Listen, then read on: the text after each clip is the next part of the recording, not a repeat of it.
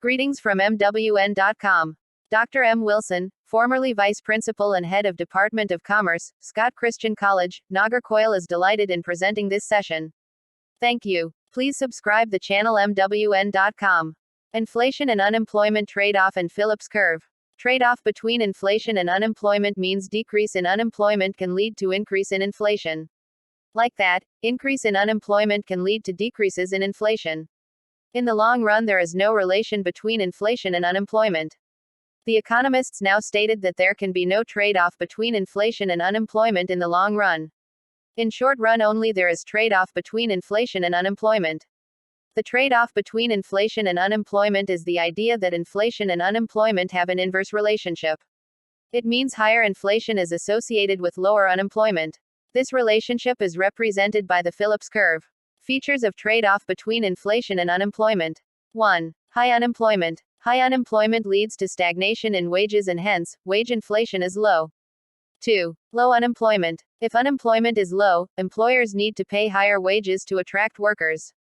It leads to higher wage inflation. Policy implications to rectify trade-off between inflation and unemployment. Monetary policy can influence the unemployment rate in the short term, but it is difficult to change the long-term unemployment rate. The following steps can reduce the trade-off between inflation and unemployment. 1. Structural unemployment should be reduced.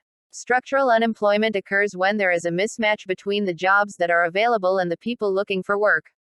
This is due to job seekers don't have the skills required to do the available jobs. It may also because the available jobs are a long way from the job seekers. 2. Productivity of goods and services should be increased. 3. Inflation expectations should be stabilized.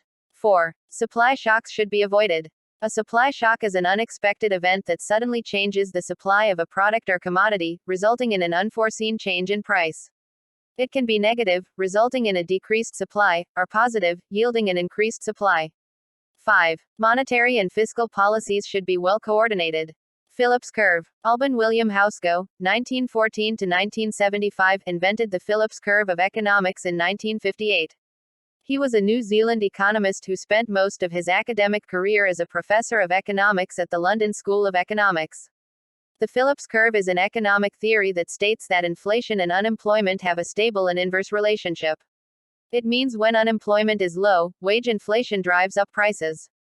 Like that, when unemployment is high, spending is low, deflating the money supply as consumers reduce debt levels. The Phillips curve shows the inverse trade-off between rates of inflation and rates of unemployment. If unemployment is high, inflation will be low. If unemployment is low, inflation will be high. Phillips curve formula. Phi equal to phi E minus H into U minus UN. H is greater than 0. Here phi is inflation. Phi E is expected inflation. U is unemployment, and H is a fixed positive coefficient. The number UN is the natural rate of unemployment. Criticisms of Phillips curve. There is only a short-run trade-off between unemployment and inflation. It has not been observed in the long run. There is no trade-off between unemployment and inflation.